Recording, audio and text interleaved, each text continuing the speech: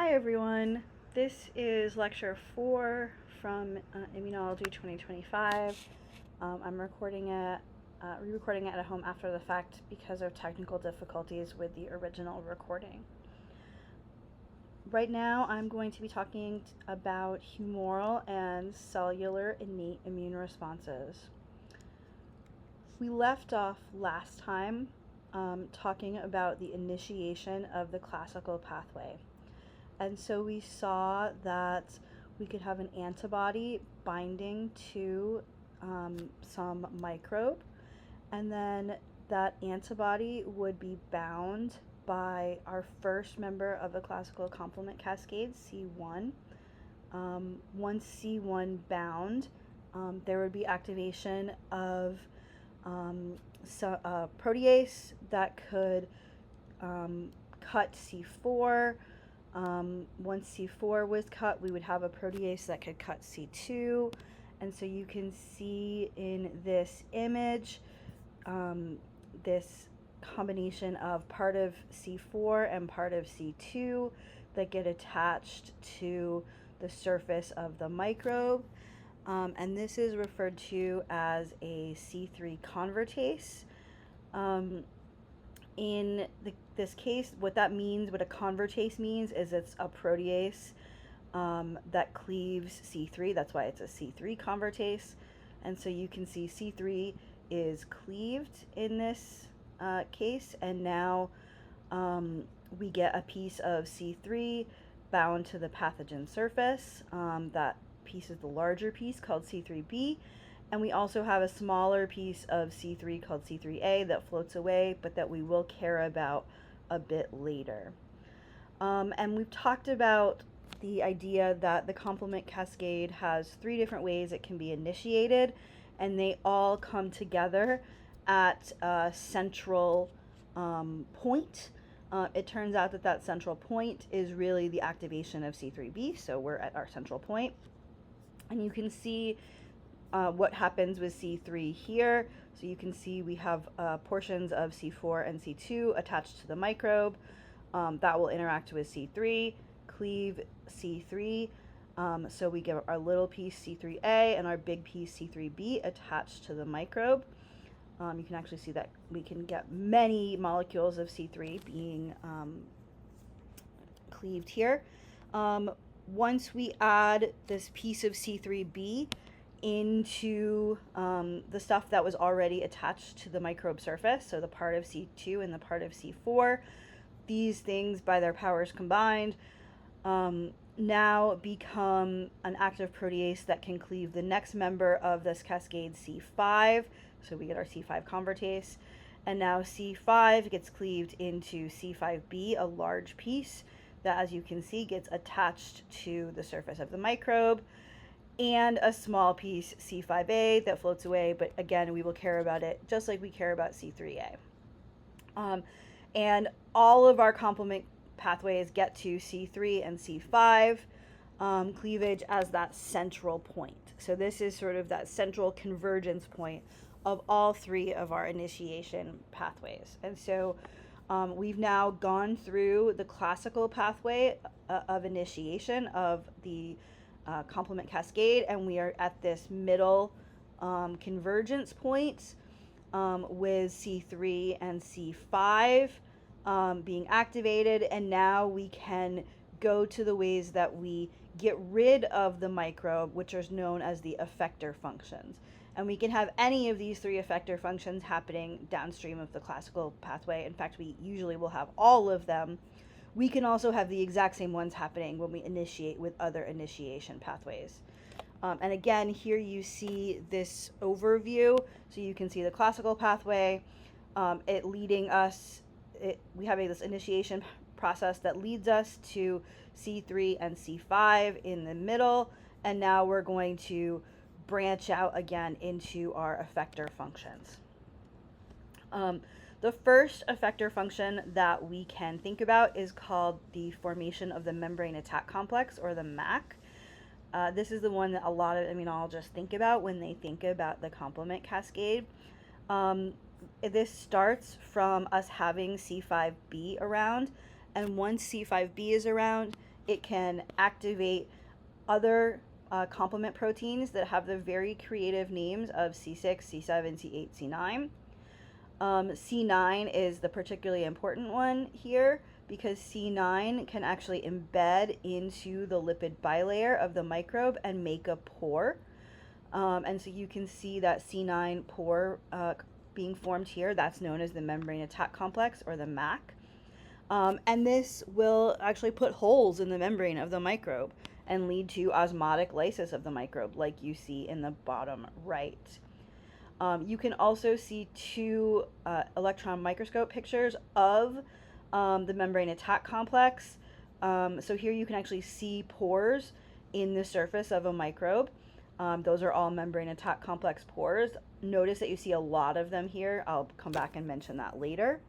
You can also down here actually see one of these pores on a side view in the membrane of a microbe. So that's one way, or one of the effector functions of the complement cascade.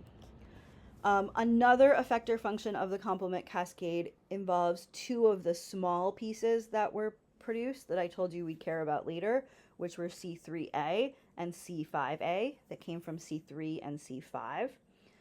These two molecules do something called induce inflammation. You'll hear more about this at a later point, but for now, all you really need to understand about them inducing inflammation is that we're going to see some changes in local blood vessels. So you can see a blood vessel here interacting with C3 and C5, and you can see that the blood vessel has some changes in its structure that allow other immune proteins, like other complement components or other white blood cells, to come to this location. And so C3A and C5A are going to help recruit in other parts of the immune response, which may be really key for eliminating our microbe.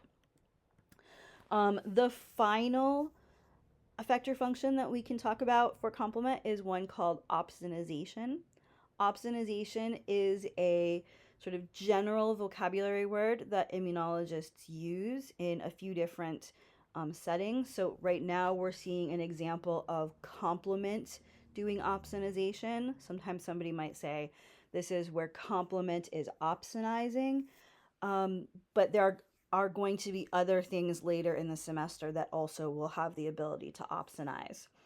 When I first learned about opsonization, my professor gave me an analogy and said that opsonization was like butter.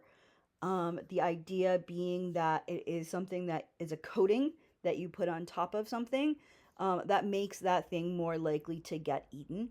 On my first ever immunology exam, I wrote butter as the definition of opsonization because I couldn't remember anything other than the analogy. So don't write that on your exam, but hopefully it does help you. So the idea is that we might have a microbe, like the microbe that we see on this slide in red, that is coated with complement, this coating. And because this microbe is coated with this complement, this microbe is more likely to get phagocytosed. It's more likely to get eaten. The way that that works is that we have some sort of phagocytic cell that has complement receptors on its surface.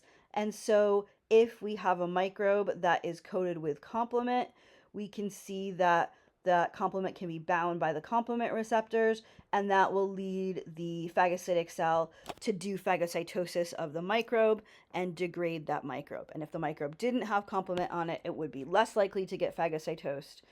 So the idea with opsonization is that we are increasing the probability of phagocytosis by putting this coating on. And so this is our third major way that we can eliminate a microbe using complement, the third complement effector function. The opsonization function that I just told you about is dependent on a complement receptor being on the surface of that phagocytic cell. There are many types of complement receptors. And so all I want you to know from this particular slide is that there are lots of different complement receptors, and some of them are on adaptive immune cells.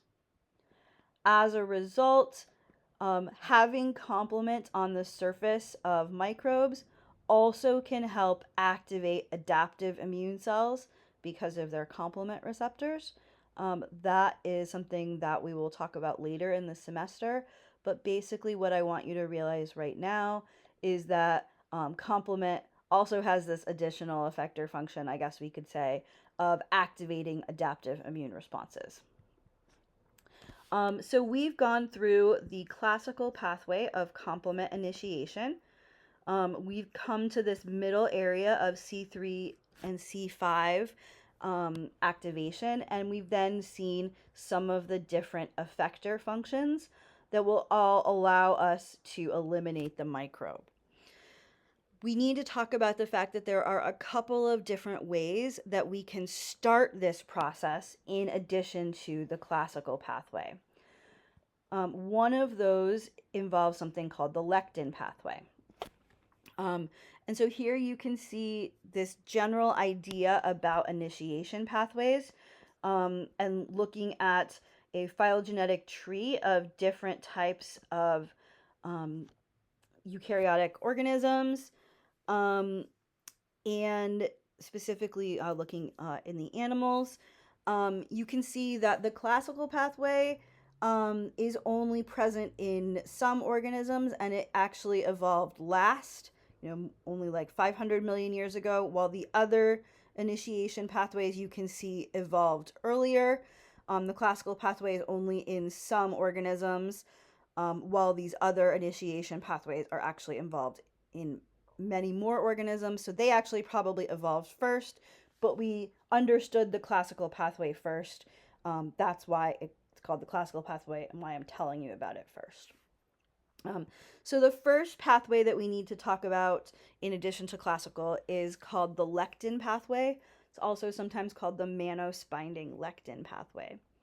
You go pretty far with the mannose-binding lectin pathway if you understand the words mannose-binding lectin. Mannose is a type of sugar. Lectin is a biochemistry term that means a protein that binds to a carbohydrate. So we'll see some lectins at different points throughout the semester. They're always going to be proteins that bind to some kind of carbohydrate. And in the mannose-binding lectin pathway, there is a protein that is called mannose-binding lectin, or MBL. From the name, you can realize that MBL is a protein that binds to a carbohydrate, because we know it's a lectin, and the specific carbohydrate that it binds to is mannose. It even has mannose binding in the name. Mannose is a carbohydrate. All of this checks out. And so the mannose-binding lectin pathway involves this protein mannose-binding lectin, and it's really the first protein in the pathway. You can guess from its name what it's going to do. It's going to bind to mannose sugars that are on the surface of microbes. And so many microbes will have polysaccharides on their surface that include mannose, and so mannose-binding lectin, or MBL, can bind to those polysaccharides, those sugars, like you can see in this slide. So we can see MBL, mannose-binding lectin, binding to some of these sugars if those sugars are in the right geometry. You can also see the structure of mannose-binding lectin, or at least a cartoon version of that structure, in these images. What you might notice is that mannose-binding lectin looks very similar to a protein we've already met. Mannose-binding lectin looks very similar to the protein C1. They both look like an upside-down bouquet of flowers. They have a lot of structural similarities, so you can see MBL looks very similar to what you saw with C1. If you recall, in the classical pathway, C1 was the first thing, just like MBL is sort of the first thing, although it's just binding something different. If you remember, once we had C1 active in the classical pathway, the next thing that happens was that we activated C4. C1 was able to activate C4, and then we were able to activate C2. MBL, mannose binding lectin, looks a lot like C1, and it turns out it can do the exact same functions that C1 can do. So MBL is able to activate C4, and then C2 is activated. So once we have MBL, we activate C4 and then activate C2, and everything now proceeds exactly like what we saw with the classical pathway. So the only difference with the lectin pathway is instead of starting with C1 binding to antibodies, in the mannose binding lectin pathway, we start with mannose binding lectin binding to mannose. But then all of the rest of the steps of the pathway are identical to what you saw previously in the classical pathway. So that's the lectin pathway, or the MBL pathway. We've talked about the classical pathway. Now we need to have our third pathway come up, which is known as the alternative pathway. The alternative pathway is where things get a little crazy. The alternative pathway really involves some specific details with regard to the structure of the C3 protein itself. When you look at the C3 protein, you can see lots of different types of chemical bonds holding together some of the amino acids and sort of being made within that C3 protein. And one of the things that you notice is that there is a bond that's called a thioester that is particularly important here. And so here with a thioester, we have a sulfur bound to a carbonyl or a C double bond O. So that's our thioester. And there's a particularly important thioester in C3. That thioester is right at the point where C3A and C3B are attached to each other. It's sort of right at the point of cleavage between those two fragments. It turns out that the thioester here is at a very weird angle in C3 normally. So C3 can get cleaved by a protease pretty much right at that location to give us C3A and C3B. But that bond is so strained, you can see in the title of this slide that it says C3 contains a strained thioester, that sometimes that strained thioester, that thioester that's at a really weird bent angle, just breaks because it's at such a strained, really weird bent angle. And we have this sort of exposed compound that you see here. And this exposed compound is very, very reactive. It really wants to react with whatever it comes in contact with. And so sometimes the first thing that this will come in contact with is water. And if we see a reaction with water, we get the product that's shown at the top, where we basically get a C3b molecule that is not attached to any surface. It's floating around. The technical term for that is soluble. So it's just a floating around C3b portion, and we're never going to care about it ever again. But if water is not the first thing that this comes in contact with, if, for example, it comes in contact with something with an OH or hydroxyl group, or something with an NH2 group, we can see a reaction. And in that case, the C3b is going to bind to that ROH or bind to that NH2 that might be on the surface. We often find these biochemical molecules on the surface of lots of pathogens. And so basically, if C3 spontaneously breaks, and there's a pathogen around, we're immediately going to have C3 attached to that pathogen. This process is known as the spontaneous tickover of complement. It's really the way that we are turning on the alternative pathway. So you can see at the top that C3 can sometimes spontaneously cleave into C3A and C3B. Maybe it interacts with water and is just this inactive C3B we don't care about. Or maybe it happens to bind to a microbial surface if that microbial surface is the sort of the closest thing. And in the bottom, you can see this in more detail. We can see this sort of strained bond, and you can see that it can bind to our microbial surface. And sometimes we have this spontaneous C3 cleavage. And so we don't actually need anything to activate this C3 molecule. It just sort of activates itself spontaneously. Once that C3 molecule sort of spontaneously is activated, there are some other proteins that can bind.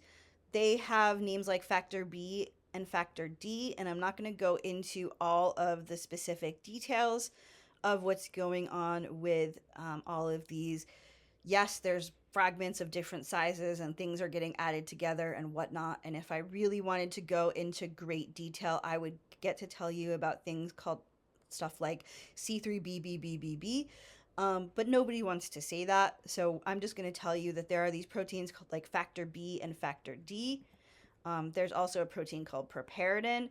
And so we have a different set of complement proteins that will interact with our C3b and help that C3b actually cleave more C3s so that we get many C3b molecules and many C3a molecules instead of just the one that spontaneously broke. And so whenever we have a C3b attached to a microbe, we have these alternative pathway proteins like factor B, factor D, and piperidin that will amplify that C3 and make, instead of one C3b, many C3bs. This is really important when we think about complement. This is true in that we get amplification of a C3b molecule that is attached to a pathogen surface when it is spontaneously attached to the pathogen surface through the alternative pathway. But it also turns out that the alternative pathway proteins like factor B, factor D, and piperidin amplify any C3b that they find attached on a pathogen surface. And so not only can the alternative pathway just be a key thing that happens with spontaneous cleavage of C3b or C3 into C3b, is also is something that can amplify any C3b that is made by either the classical or lectin pathway. And so the alternative pathway is sort of this amplification loop that happens from any C3b, whether it's C3b that is made during spontaneous cleavage of C3 or whether it's C3b that's made during the classical or lectin pathways. And so here you can see a situation where this is happening with the classical pathway.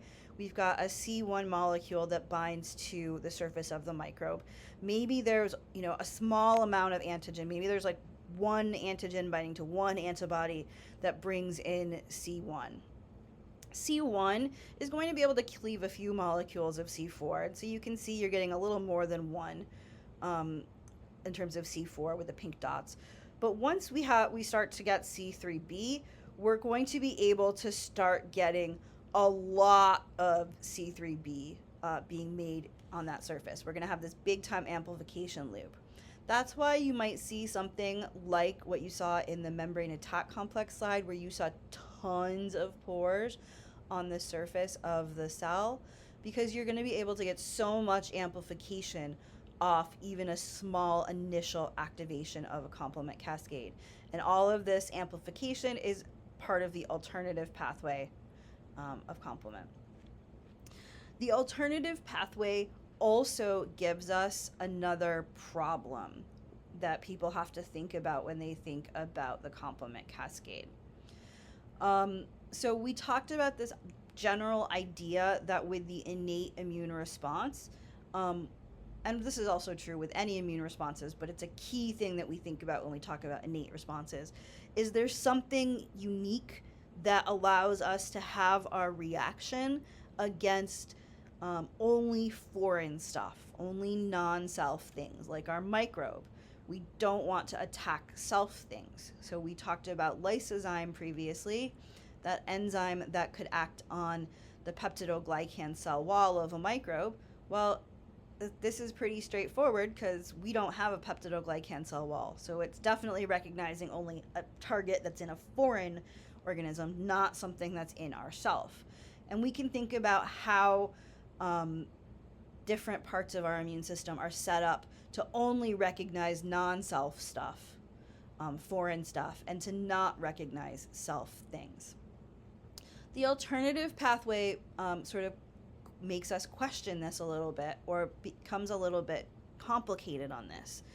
I've told you about the alternative pathway and the fact that we can have spontaneous cleavage of C3b or C3 into C3b.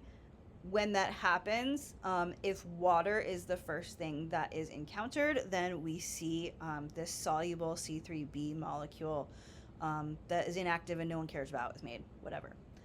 And if we have something with an ROH group or an RNH group, that is the first thing that is encountered, then we'll see binding. And this image shows this binding to a pathogen surface.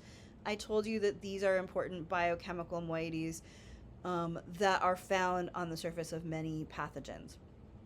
They're also found in basically on every important biomolecule that's out there. Those are found in amino acids. Those are found in carbohydrates. Those are found in nucleic acids. Those are found in lipids. Those are found all over all of our cells too. And so if that C3b is closest to a microbe cell, then it might attach to a microbe cell by this chemical reaction with the ROH or RNH2 group. But if the closest thing is one of our cells, that C3b is going to do that same chemical reaction and attach to one of our cells. And so there is C3 spontaneously cleaving all the time in your body. You just have C3 cleaving all the time and attaching to stuff. This is great because it's so automatic and can bind to a microbe basically immediately as soon as that microbe is in your body. So that is really awesome about the alternative pathway. You need absolutely no delay in this situation in order to start dealing with that microbe. But it can just as quickly be binding to your cells. And you might wonder, well, how are my cells protected? How are my cells not getting lysed and destroyed all of the time? You can see that you are sitting here listening to this right now, so you clearly have been intact. But what's going on with all of this alternative pathway? How does it not recognize your self cells? And the answer is that it actually does recognize your self cells. You are actually having C3b attached to your self cells all the time throughout the day. The reason why your cells are not destroyed is that all of our cells express complement inhibitors. So complement is attaching to all of our cells all the time, constantly throughout the day, but our cells have complement inhibitors. You can sort of imagine our cells are constantly brushing off the complement that may be attaching to them. There are complement inhibitors that act at basically every step of the complement cascade. So here you can see one in breaking any C3b. Here you can see one that's disrupting, or some that are disrupting other interactions. And so basically our cells have ways to inhibit every step of this process. So if this process happens on one of our cells, then we immediately inhibit it. Here you can see another one where we have a protein in our cells that actually blocks a membrane attack complex from forming on our cells. You will notice this is not, a super efficient process. This is not we're wasting a lot of C3 in this process by attaching it to our cells or inactivating it almost immediately after it's formed. But evolutionarily, that waste isn't a big deal because while it is wasteful, it is allowing us to attack microbes quickly. They are not going to be able to replicate quickly in our cells. That replication problem, time problem that we talked about previously, is not going to be a problem here because we're able to deal with those microbes so quickly. And so it's actually worth wasting all that C3 to be able to make sure that we are blocking microbes really quickly. Um, Also, note that I tell you here that all of our cells express complement inhibitors. There are some parts of our body that are acellular, like the joint surfaces on the surface of the bone, where we really just have a lot of, calcium that's been deposited outside of the cells. We are finding that complement deposition, complement getting stuck in those locations, like in the joint, might be involved with disease states like arthritis because there aren't cells there that are actually removing all of that complement. We've been talking about proteins in the innate immune response. I called this the humoral innate immune response. Your textbook calls this the immediate innate immune response that's happening sort of at 0 to 4 hours. That's because these proteins are preformed. So you can see preformed is here in this slide. And the preformed part is really important here. Those proteins are preformed. You have them right now. You don't have to make them. They're already floating around. We saw the word constitutive at some point. They're constitutively made. They're there all the time. No delay. They can start acting as soon as the microbe is present. And they might be enough. They might eliminate the pathogen and this might be over. But sometimes the pathogen might not be eliminated. And so now we're going to have some additional parts of the innate immune system become important. This is going to be some cells of the innate immune system. And those cells take a little while to be activated.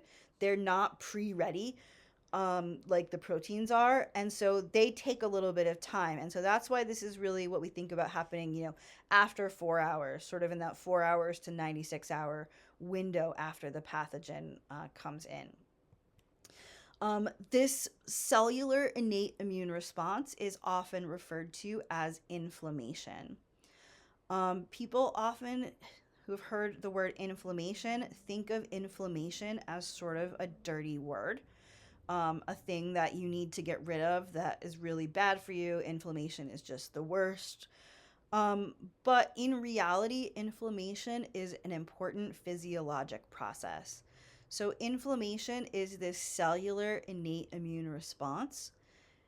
It may help you in response to infection.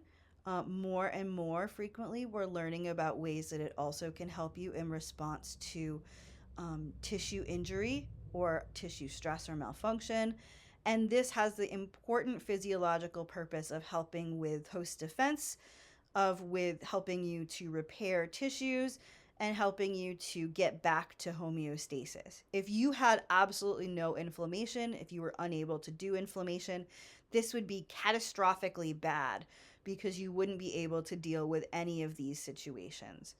Now, just like in any other situation in immunology, we think a lot about Goldilocks. So, too little inflammation, not having it is really bad. You can't deal with infection, tissue injury, or tissue stress. However, that inflammation has to be at the right time, has to be the right amount. If you have too much or too long, any of those Goldilocks type things, then you do have some problems with inflammation. And we'll talk about those later. When we talk through this process of inflammation, we're going to see two key cell types in the innate immune system that are acting. One of those cell types is the neutrophil. The other cell type is the macrophage. And when I told you about these cell types, I sort of talked about cell types called monocytes and macrophages together. Here you can see that the textbook is calling out the macrophage specifically.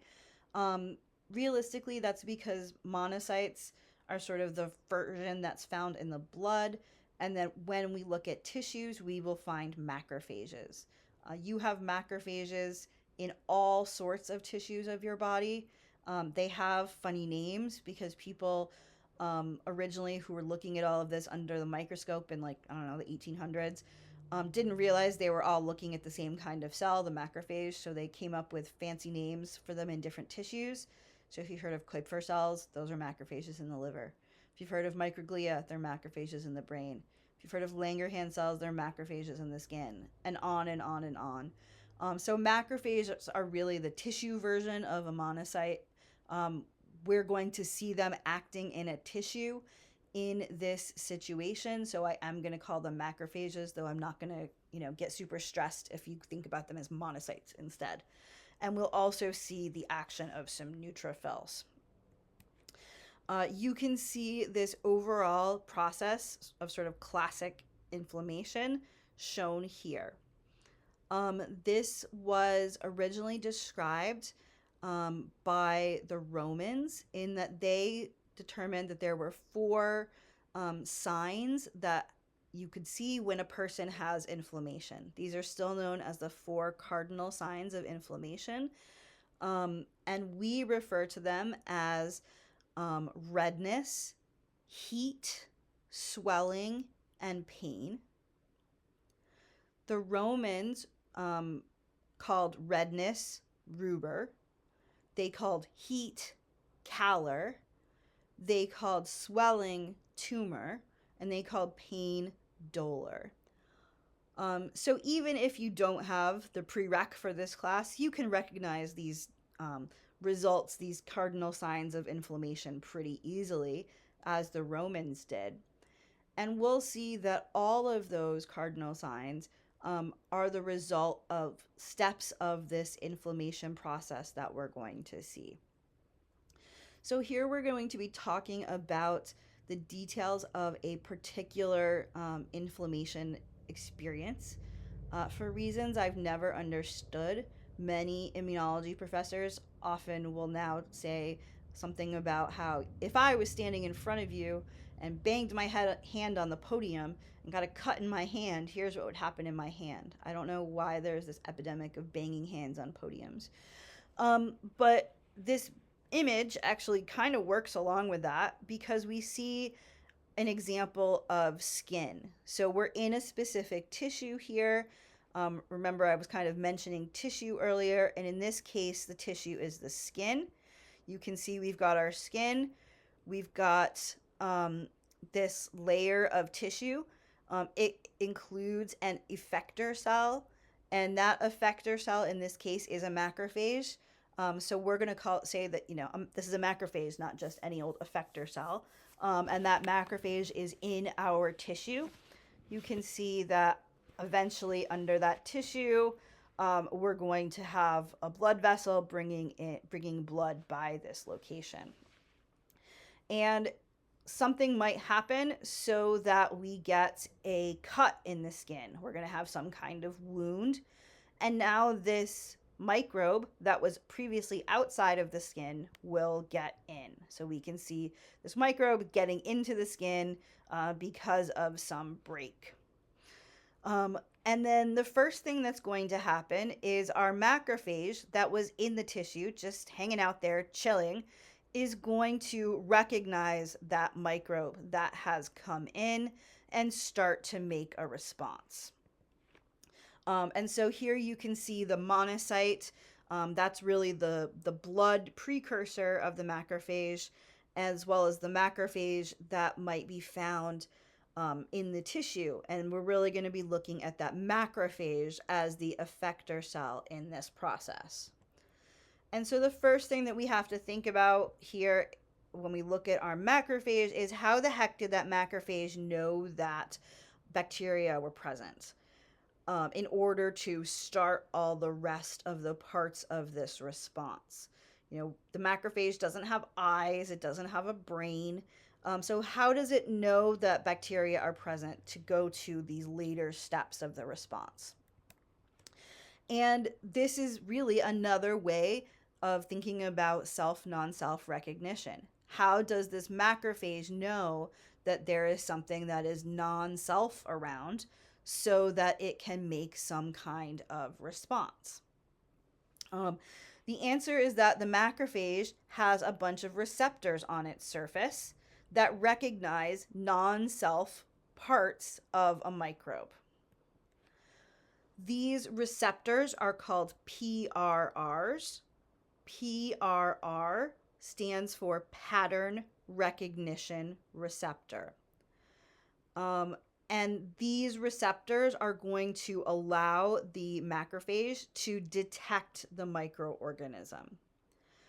In this image, you're seeing examples of PRRs, pattern recognition receptors, on the surface of our macrophage. In reality, those PRRs can be on the surface of the macrophage or in many different places inside of the macrophage in order to detect if microbes have gotten into the cell. Since I do research on PRRs that are inside the macrophage, I often find it important to mention that. But I will just say that we just need to care about PRRs in general here. And so one thing that is really important, and this will be something that we contrast with adaptive immune cells later, is that our macrophage has many different PRRs on its surface. So one macrophage could respond to many different microorganisms. So each macrophage has many, many, many different PRRs. They're just normal old receptors. They're encoded by normal old genes. We'll care about that later again as a contrast to the adaptive immune response. But the other thing that's really nice about PRRs is that PRRs are responding to a part of a microbe that is not as specific as we see in an adaptive immune response. So our PRR is binding to something that it might be broadly in many microorganisms. You might have a PRR, for example, that responds to all gram-negative microorganisms because it responds to LPS. And so that PRR does not know the difference between Salmonella and E. coli. It just is responding broadly to the presence of LPS, the fact that there's some gram-negative around. You could similarly have a PRR that responds to RNA viruses, and so it won't be able to distinguish between influenza and coronavirus. It's just responding to the unique RNA structures that are found in RNA viruses. And so one PRR might bind to multiple microbes. You might only need one PRR to respond to many, many microbes. And so in total, if we think about how many PRRs there are compared to how many adaptive immune receptors there are way fewer PRRs, but that's okay because each PRR can respond to many different microbes. Generally, the parts of these microbes that are being bound are these broad structural features that are really hard for a microbe to change easily and mutate around. So it's hard for a microbe to avoid a PRR, while it might be able to mutate a little bit and avoid an adaptive immune response. And so, for example, an RNA virus is not going to reinvent the structure of RNA that's been around for 4 billion years just to get around that PRR that is responding to the viral RNA. Similar, you can't just tweak LPS super easily to try to avoid one of these receptors.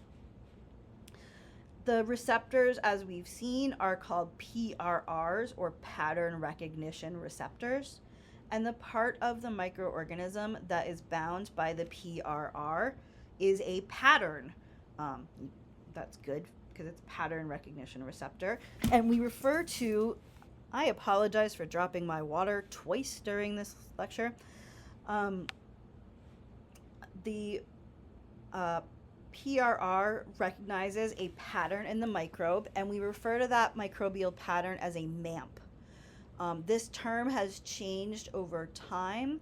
The P in MAMP stands for pattern. And MAMP stands for microbe-associated molecular pattern. So this is the unique molecular target that is bound by the PRR. This table shows some examples of different MAMPs that are bound by different PRRs, though there are many more than all of this. In the past, we didn't use the term MAMP and instead used the term PAMP, which stood for pathogen-associated molecular pattern. However, when we thought about it more, we realized that many of these broad components are actually not just in pathogens. They're actually in all microbes, and so microbe-associated molecular pattern was more correct. I also mentioned a little bit in class that we also know that there are situations where sometimes we have sometimes we have inflammation, redness, swelling, heat, pain happening where, say, you sprain your ankle or some other situation where there aren't microbes involved, but you definitely have inflammation happening there. This process is known as sterile inflammation, where there's inflammation without a microbe. And it still involves the macrophage sensing something and starting and doing all the rest of the steps of the process. And so you might say, well, what the heck is the macrophage able to sense at this point? And the idea is that there are also some molecules known as DAMPs, or damage-associated molecular patterns, that are made when you have tissue injury. And some of those DAMPs can also bind to PRRs to start this inflammation process. There's a lot more controversy in the field about DAMPs as opposed to understanding MAMPs, and I'm not going to talk a lot about them, but students often come up with a question here about what happens with inflammation in some of these other sterile situations. When our PRR on our macrophage is activated, there are a couple of different things that will happen with that macrophage. Here you can see a bunch of PRRs on the surface of these macrophages, and you can see them binding to some particular microbe. And one of the things that will happen is that our macrophage will do phagocytosis of this microbe. So our macrophage is a phagocytic cell, and it will perform phagocytosis and engulf that microbe. You can see the same process here on the left, where our macrophage is interacting with our microbe, and this macrophage will then do phagocytosis and degrade the microbe. And we'll hear more about the specific details of phagocytosis next time when we talk about neutrophils doing phagocytosis. It's actually the same process in macrophages. Just makes more sense for me to tell you about it with the neutrophil. The other thing that is really key with macrophages is that when that macrophage has its PRR detecting our microbe, we're going to see a signal transduction event happen in that macrophage. And now that macrophage is going to do transcription and make new mRNAs that it wasn't making before. Those mRNAs will get translated into new proteins that the cell wasn't making before, and those proteins can be secreted as messages to other cell types. And so this is known as, these are the inflammatory cytokines. Cytokine is a key term in immunology that it basically means a protein that's secreted by some immune cell to interact with some other cell type. You can sort of think of it as a messenger protein in the immune system. It's a message that some cell is sending to some other cell. In this case, the message is about inflammation, and so we call these cytokines the inflammatory cytokines. This process of doing signal transduction with the PRR that then leads to changes in transcription and production of proteins, including inflammatory cytokines, is something that the macrophage can do that many other cell types cannot do. So this is like a special part of what we're seeing with the macrophage. And so here you can see that PRR signaling. You can notice that one of the effects that we see from PRR signaling is that we see changes in products of the macrophage so that the macrophage can do a lot of killing of the microbe in phagocytosis. We see changes in transcription so that we can get inflammation. The inflammatory cytokines are the big proteins we're going to talk about now that are made here. There are some other proteins that we'll talk about later that are also made here. And some of these proteins help to really make sure we have a good adaptive immune response and we enhance the adaptive immune response. Because whatever triggered this macrophage might be, a microbe that got in because of tissue damage, or might be a result of some other kind of tissue damage. We also usually need to have some repair that's going to be happening, and that also can happen downstream of PRR signaling. And that's sort of a newer area that other immunologists are starting to think about. I actually didn't really understand a lot of details of some of this until COVID.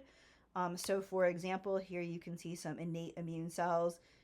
You can see that they're making some cytokines. If this was missing, you might have immunodeficiency. In addition, if you have too much, too long, or inappropriate production of these cytokines, you're also going to have immune system problems. So that's stuff we knew about. It's sort of the typical Goldilocks.